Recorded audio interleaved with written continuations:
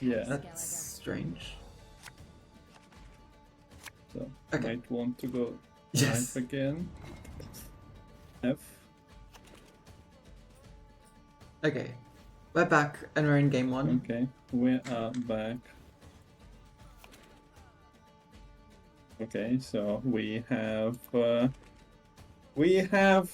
Twitch stream back. That's nice, and this is the start of best of 7 series between Tuna, also known as Matteo Machina, and Magpie.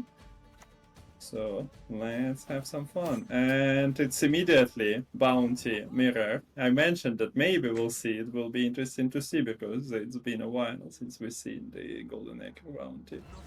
Turns out it's the starter. I'm a bit surprised. Magpie isn't playing Teshmutna, so I'm a bit confused on why you wouldn't just immediately protect with the Veil, and still doesn't protect even after playing this Kurt. This Executioner is looking very vulnerable right now. Is this Max? Yeah, this is Maxi, so Ignatius at the top. Not ideal. But you do have Golden Acre in hand, so that is just a reassurance.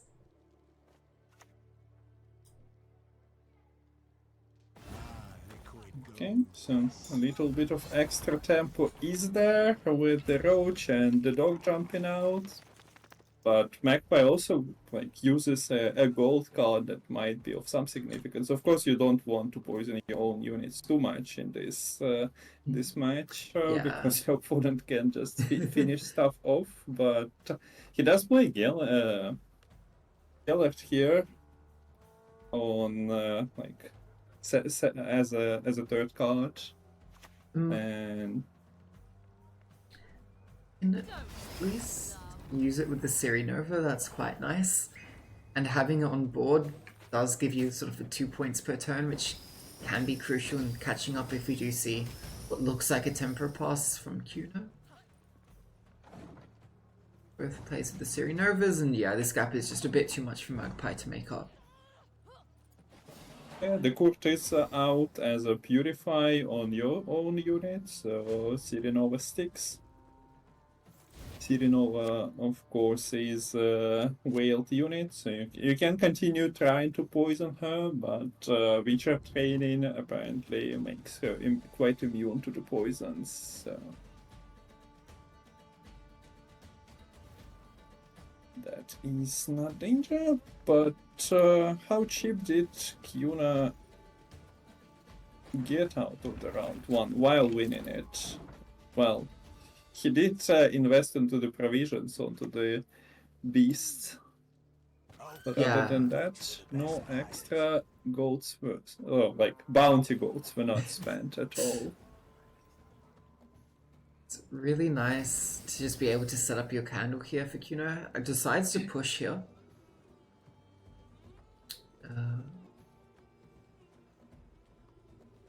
And you see that the candle is missing for Magpie, so that just is going to give Kuno a difference in having added flexibility when it comes to spending, able to potentially protect his own engines from reach of like a Freak Show or the leader from Magpie. And you'd also be expecting Magpie's Decree to be kind of tied up in tutoring the Kyrenex here, to not have a 7-point unicorn in hand. This will make for prime product. And the bounty collectors are here, just shooting left and right, answering 2 threats immediately. Reinvest in the collected bounty is always nice.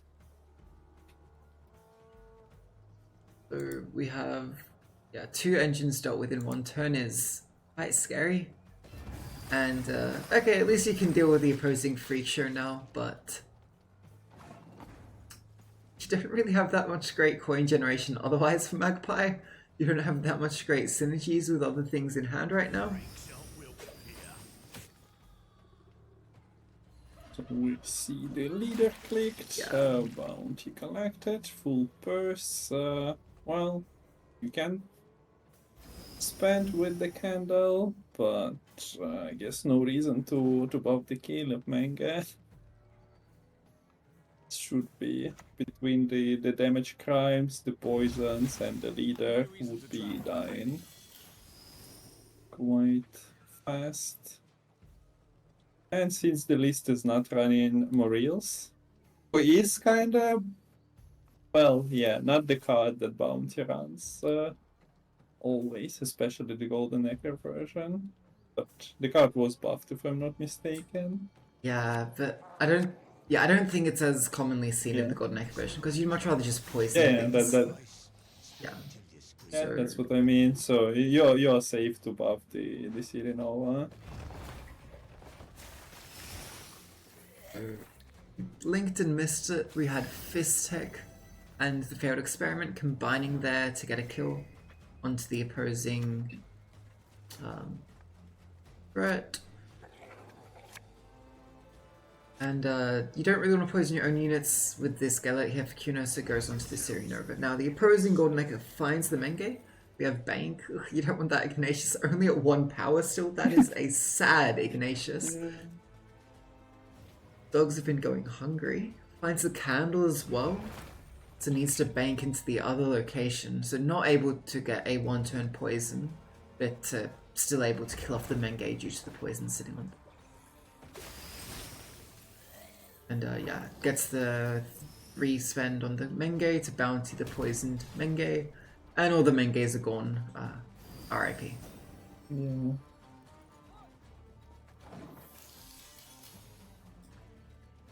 So the Golden Neckers traded. Magpie still has Kyrenex Unicorn combo as a catch-up mechanic, but other than that, the hand kinda looks pretty bronze and not really efficient.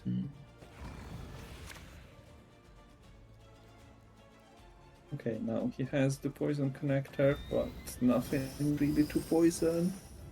Gets ahead with the candle spent, and well, he did play his biggest tempo play for Unicorn Kyrenex. So the leaders are 1 for Kuner and 7 for Magpie, so Magpie also managed to preserve his leader. 8 now with the kill onto the opposing Blindham. Able to get ahead with the candle spend as well. And this is... I don't know if this is a great morale. Yeah, morale without the order use is not that great. So Ignatius now at 11 for Magpie, 15 for Kuna. But they do need to actually find their Ignatius. Not much left for both players outside of that. Well, morale is there, but I don't really have highest hopes for it. Blood money for Magpie is at 8. And there is not much money to protect it with the candle. You'd be expecting the leader to be saved for the opposing morale here, if at all possible. But of course, boosting up with the candle could kind of protect against that. The Academy's bureaucracy impedes progress. Very quick kill onto that Oxenfurt Naturalist. The Lander Assassin, nothing to give a bounty to, but it is a body at least. Evil's not going anywhere. Yeah, this is somewhat of a sad round, I must say.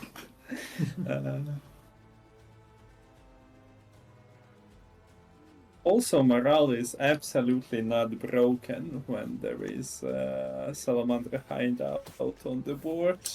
Yes, Although we did see Magpie mulligan in fish tanks and failed experiments, so...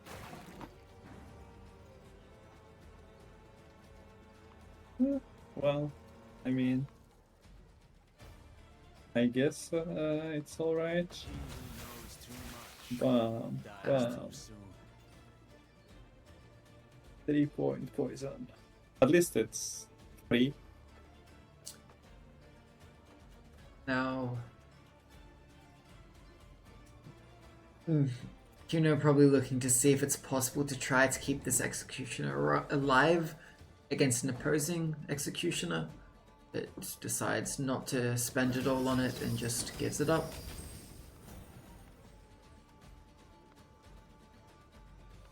So the equal state, but there is still bigger blood money available for Magpie, and even if Ignatius is 2 points smaller,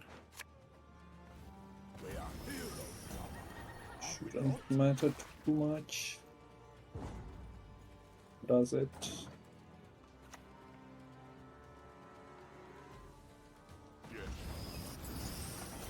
The perfect spent, and also a tall body to hit makes it no problem to spend all the coins. Okay, and we do get Commandos versus Toussaint's Hospitality Knights. Hey. So, look, it's just an initial guess. You would expect the Commandos to have a pretty good time here. They're a deck that goes pretty wide, spreading their points across, whilst the Toussaint Hospitality deck really likes it when their opponent goes super tall, which is naturally not what this Commando deck does. At the same time, they can create a tall unit, so we'll see how it actually pans out. Yeah. And there's also... We do start with the defender. There's no temple? No temple alert? No. Wait. Is there no temple in this list? Yeah. Okay. No, there is not. It's just all in on the Commandos. Mm-hmm. So this is hard for this list now. Kuna would have to Heatwave to get through the defender. Or technically you could also use Sangreal offensively because it does purify, but that's kind of awkward as well to give that up now. The other thing is also, even if you get through the defender, your only control tool is this Heatwave. So what, you just Heatwave the Foltest? I feel like you're better off just passing at 3 here, and defending the bleed. Oh, looky. The Commandos! Wow! More of them. And more of them. And a pass. So, yeah, you probably don't really want to take a long round against this Nilfgaard immediately, so sometimes in certain matchups this list was known to go down, still push with the commander click, and then take in a shorter round 3. But yeah, no line like this taken here because well, Magpie already got a decent amount of blue stripes, and he still has the scout. We saw the Commandos not actually being clicked there, just being spawned by the Foltest, so there's still 5 Commandos sitting in the deck, which is sweet. Now it's just a siege support being played here, able to give zeal to a Commander and preserve these leaders for later on. Alternatively, you could also just go for this dam event. Give that zeal as well. How many leaders do you need? You need 1 for Dem event, you need 1 for Commander this round, and 1 for the next. But yeah, sometimes extra 1 might help with coin, I suppose, if things get misaligned. And if there is a deck that actually can mess up your coin, it's this Nilfgaard having Boostgaards and enemy boosts from bronzes. Here comes the demo event. Garrison, winch, and teleportation are the options. You see the garrison to start with, and there is a winch in hand that can be played onto this demo event. But out comes the Commando leader, and this is already 41 points.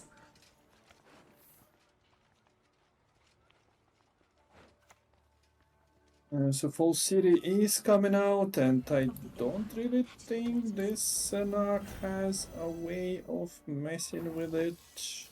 Not Yeah, really. shouldn't really be. Or Yeah, I mean, you could technically like Unless you teleportation, teleport. but that's Yeah. not really great, I think. But you could, if you really want to. Yeah. But the other thing here is that these teleportations actually need a Blue Stripe Scout to really be played on, otherwise they're not doing awfully much. That would probably eat up the Neuromancy here if you go for that play. Yeah. But Kinda want Amphibious Assault coin. Combo. Okay, so it's set up, and once again, unless you are rolling diplomacy, there's not much control in this Nilfgaard list outside of the heart removal with the heat wave. Ah, wait, jousts are there, but yeah, we also didn't see Calvit, by the way. that is true, and yeah, still not found, but you wouldn't really be able to tell because so many golds found here for Kuna. I guess importantly, missing the Ivor and the Guillaume means that you'll be lacking sort of more of the big setup and payoff for the boosting enemies toll and then profiting off of that game plan.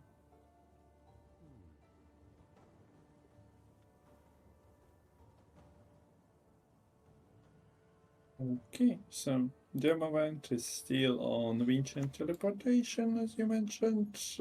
Point gap is sizable. Do we see the commander? One commander is not like the others. He feels like a traitor trying to get something out of Nilfgaard's switched. Yeah. Everyone is like staying alert. And yeah, that Komodo didn't get any boost from the Bohemia either. Wonder what's going on. To see optimal time for the Sangreal. Played when this for Siri hits 7. Getting the 12-point boost onto that Milton as well. Not too shabby. See the teleportation. Getting another commando out. And you could always just go winch into winch on this demo event now. If you just want a few more points that way. Now, I'm a little concerned on how Magpie is going to deal with the tutoring next round and actually gain access to the commandos.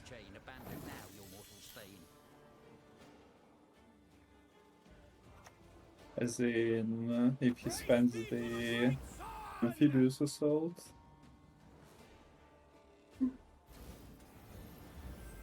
Yeah. I don't think we are. Can't really afford to play the AA for the Yep. Owen setup. But we'll have to see how that goes.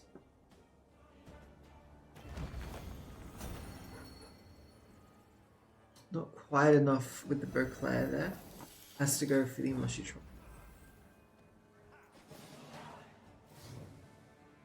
Okay, so as you mentioned, the heat wave kind of not. Toll punishes toll points, which is not really available here. So this heat wave is not playing for too many points. As for coin, I guess you can just ignore coin. Yeah. And or alternatively just find renew. Although that doesn't really help too much. Yeah, that'd be quite awkward as well. Wild. I shall not repeat. Coin 6. That could do some shenanigans. Yeah. Yeah, considering the garrison click is there, it should be viable. There's a time to reap, a time to sow. Yeah, Ugart is very confused. Why cannot I utilize my opponent's strategies? Illusionists are not really great. One created Commander, second created the siege support, but could have been better.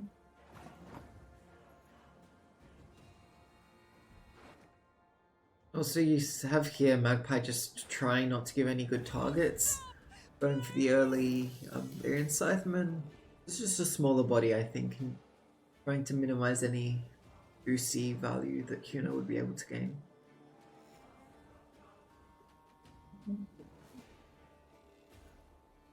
So round 3 Calvit is not amazing.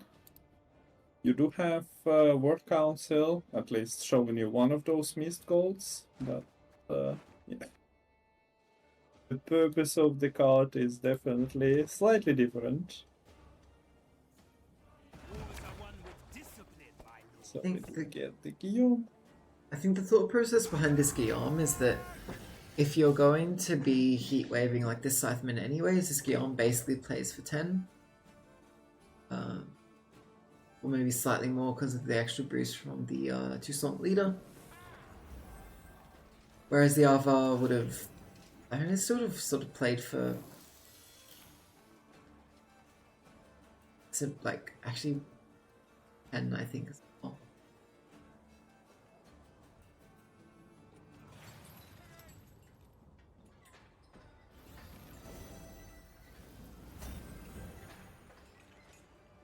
Manta Spam is getting placed in a tourney. Well, it's an early season show match, so people are trying stuff out. I don't think it's a really established list as of now, but hopefully it is playable. Always fun. Even if slightly overbuffed, if it feels like this, that's always reversible, but... Okay, so, bam, Commandos, you can make them 6s. Then you have coin and the vial, so all things have been considered. Yep. Nice little backup actually, having the alternative route here. Sadly, yeah, Magpie doesn't really need that click, but Cuna allows us to have the fun. All the 10 power units there. Cool. Next week. And as always, huge shout out to Matov for organizing all these tournaments. You can follow the Discord link in the chat to get all the info about the Community Gwent tournaments. And also just, you should all be spamming Matov Gwent in the chat as well. Okay, so now Nilfgaard should be happy. Things go tall naturally for the opponent? Yes, please. I'll take one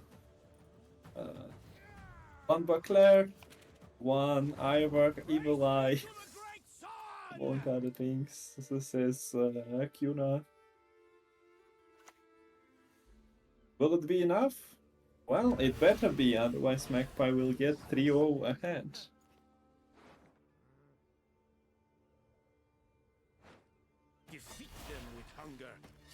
Both these players are running Elf Ancestors in their decks, and it might be the case that in the offensive veil used by Cuna could actually have the infusion being used by Magpie. Yeah, that's actually funny. Usually you don't really run into that problem too much.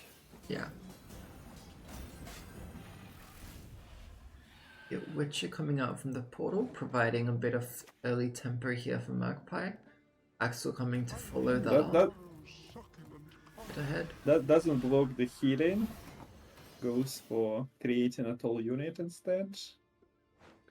Potentially could have saved a couple of points, but since you are in search of a tall unit to interact with, goes for creating a 10. We see full city. We'll also see that Calvit is not really liking Cuna too much today. No. Staying in the deck once again. Yeah, as I mentioned, Nilfgaard might be happy about... well, yeah, there is the point gap now with the full city flipping, but otherwise points kind of looked quite close and threatening. Yeah. I wonder if you do end up taking the round, if you do get the win here for Nilfgaard. Because realistically, yeah, you like it when the opponent goes tall, but if the opponent has 4 engines all going tall, you can only deal with like a couple of those opposing units, and it might end up you kind of can I think you can, in this case, deal with 3 out of 4, Heatwave, Ivor, Buckler, so it might be fine. Yeah, that is true. Especially since you are funneling some of it onto your side of the board as well, so Yeah. will be interesting, but looking at the matchup, just when they queued those decks, it kind of feels like unless Skellige takes control of the situation, Yeah. it's sort of doomed.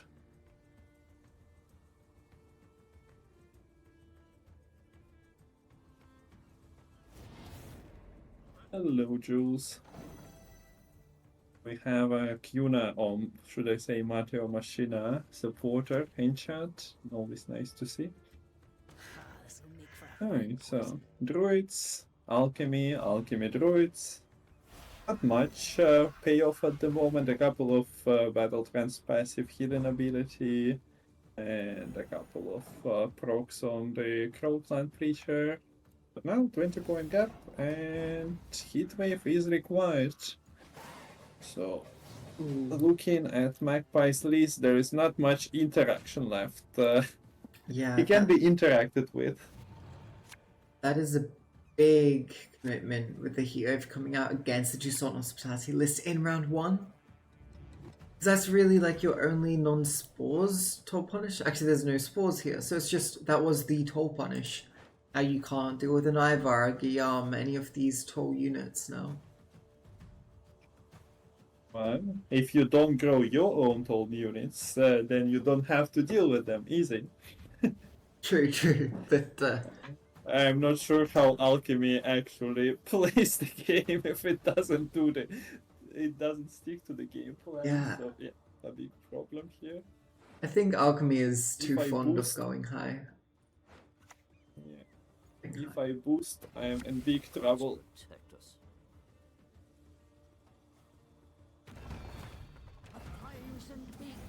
Yeah, at least there is. Well, nowadays, 3 years ago it would have been very awkward. Ermion tutoring an artifact, and the artifact triggering Crow Mother from the graveyard, but yeah, things changed. So this is a push without Gede, push without Otkel. And well, you do need the Freya's Blessings in the graveyard, so it makes a lot of sense. One creature coming back. Yeah, I wonder. Might be possible if Although, Magpie is able to save like the final alchemy from the scenario and the leader for the last turn, and deny a lot of value that would have otherwise been given over to this to some party list. It's very good problem is walkout. he's not. It's not looking that he gets the last say though, right? So that might be a problem. Also, yeah, this Dwinviandre in hand doesn't really help in this round whatsoever. What do you mean? She can refresh. Oh, Ale of the Ancestors isn't even a location. Never mind. I forgive. Oh, look, a perfect Calvit. Onwards, Sons of Nilfgaard.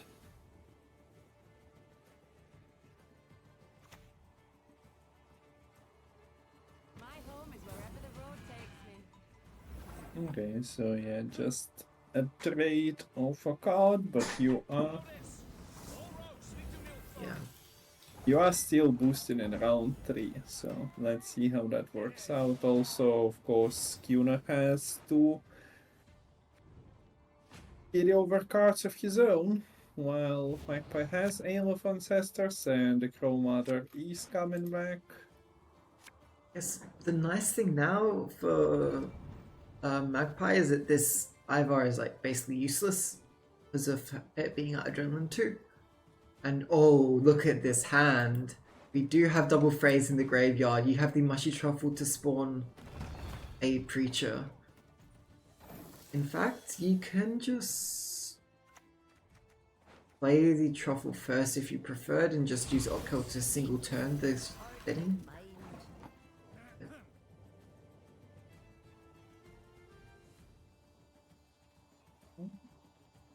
And yeah, the Magpie's plan was concrete.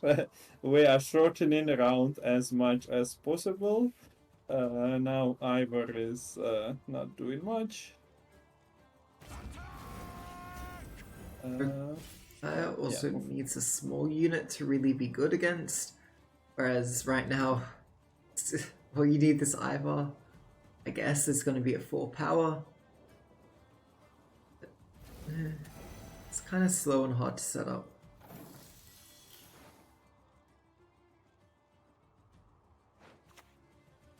Okay, so we have the board set, the stage is set for the Otkel.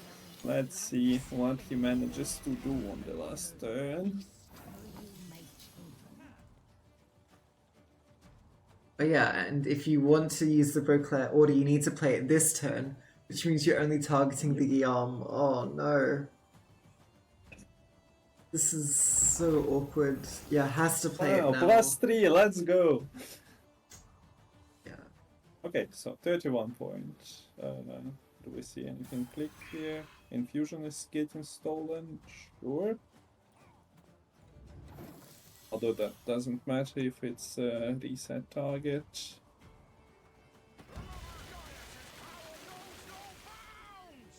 So, Freya's Blessing. Of course, this is a normal list that doesn't go for extra Freya's high rolls from pieces and runestones. Another Clan creature. Triggering an alchemy. You have your leader, you have your artifacts to click, so...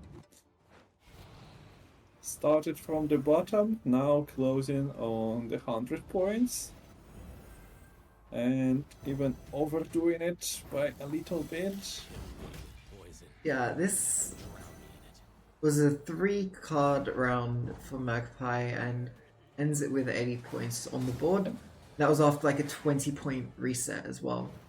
So basically 100 points in 3 cards for Magpie, which is very crazy. Yeah. Can you switch the scene? Yes. Would be pretty great, yeah, there we go. We are in the game number 4, and the Hyperthin is the only list Magpie can play, so Gunnar has him exactly where he wants him to be. Just playing around his Hyperthin. There we go, carryover established, strength released, so 13 units in deck, all getting buffed. Keep in mind, Not this really is... much. Sorry? I was just going to say, this does also boost the Albrecht by 1, which is going to get recycled with all the Hyperthin revealing that happen. But yeah, other than that, it's just a good value play that also allows you at times bring a necessary card into your hand. But yeah, not really profiting from it as Draug would be or Erland would be, for example. Yeah, so Kuna starts with the bounty list. This deck, of course, has Vilgefortz, Rience, and then Tris that damages, but yeah, not the incredible control tools. Vilgefortz can always backfire, Rience is so-so, and Tris you can only use reliably later on. And also, like, Rience is very easily offset by the Conjurer's Candle in this sort of list as well. And yeah, I like that Kuna is committing this Menge early, because like this is the round to go for it, because this is when the removal tools for Magpie will not be ready. This is why we see the first scroll being used to find the lock, but we can just get the Purify coming out from the Decree. Yeah, so that's another control tool I didn't mention. But of course there is also rent-free, so there are tools, but they are not as simple as, say, the monster list that we were looking at. You have your heat waves, you have your escals, things that actually like answer things immediately, and you don't have to be afraid, oh, what happens if this purified? It is purified later on. So yeah, bounties are being collected, and Ignatius is already at 15. He would not be stopped. This is the problem. If you can't answer the Caleb Menge, it just combines with an executioner to wipe out a unit every single turn. Basically, just pay 3 coins to kill a unit if you have enough coinage. Which is, yeah, not good for Magpie in terms of probably going to lose on even. He managed to get out from the Toussaint versus Alchemy match, so let's see if he finds any lines here, but at the moment doesn't look too bright for him. Of course, he still needs extra coins to actually make Caleb combo work. So at the moment we see this turn there was no money. City actually backfiring, allowing Magpie to play the Tinin. Right, not completely backfiring, but yeah, activating it. Not many status givers in this Albrecht list.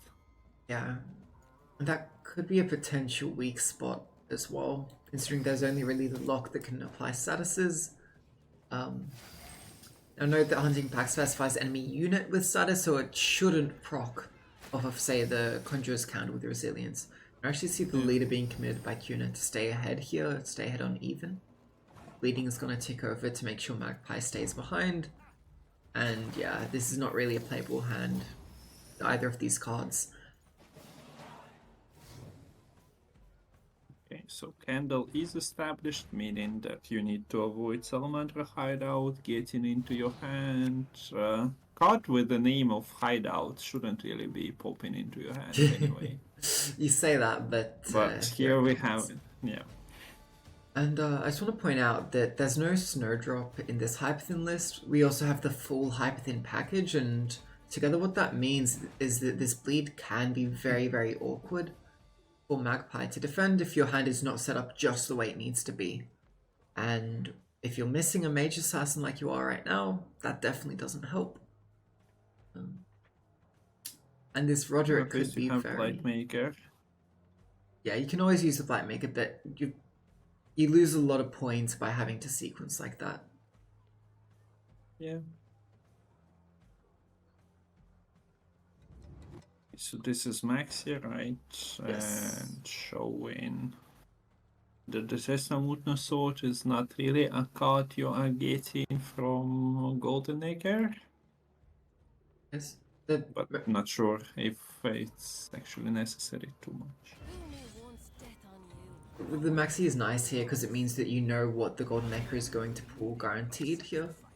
And we do see the early Morvran does not find an additional Mage Assassin on.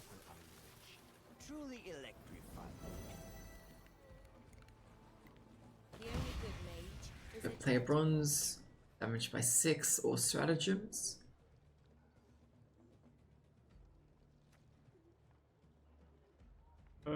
Damage.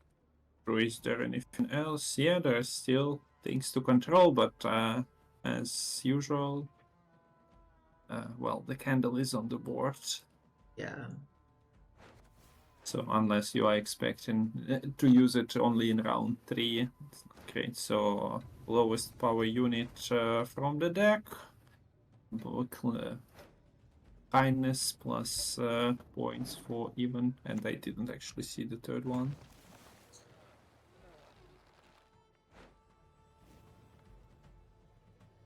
Touch it, go on. Feel the crowd. Out it goes. Albrecht is doing Albrecht things already at 17 power. He who knows too much Yeah, and you see here, like, the morale is played, even if the Rico is near the top of the deck, which I believe is actually the bottom card. So the Rience A isn't set up because of that, but B, even if the Rico was near the top, it would be offset due to the candle boost coming onto the morale after the morale was already played. So Yeah. I just have Is to... the way to answer? Oh yeah, there we go. There Mage is. Assassin. That was actually guaranteed So, play, so little- nicely done. Yeah, I was kind of trying to suggest that you just do the leader after you play the Blightmaker, so that you actually snipe 1 and 4. Sounded pretty easy. But yeah, no high rolls.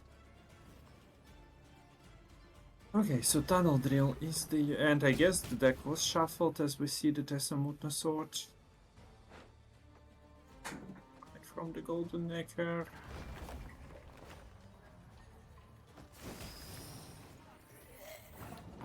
First failed experiment. Really to get the additional poison, but doesn't want to spend because just going to commit the location.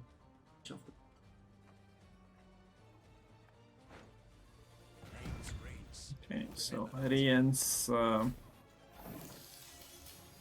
gets ahead. Well, the mission accomplished, I suppose. Yeah, it does the trick for now, but...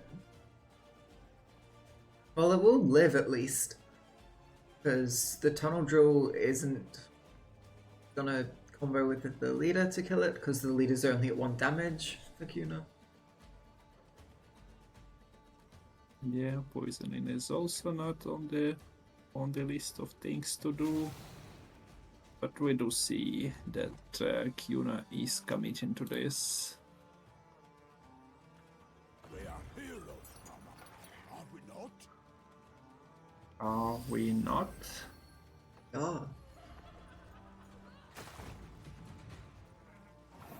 So you need 22. You have get Wilgefort's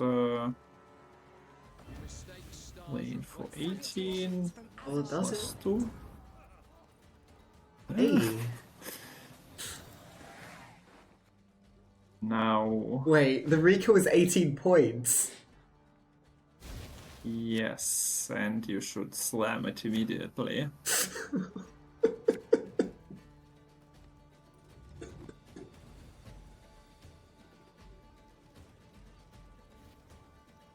Even if it gets poisoned, which it doesn't, it cannot be. Yeah. What was the margin on that last round? Okay, that's just game. And series. Hyperthin takes it. Yeah. There we go. Well, that was fast.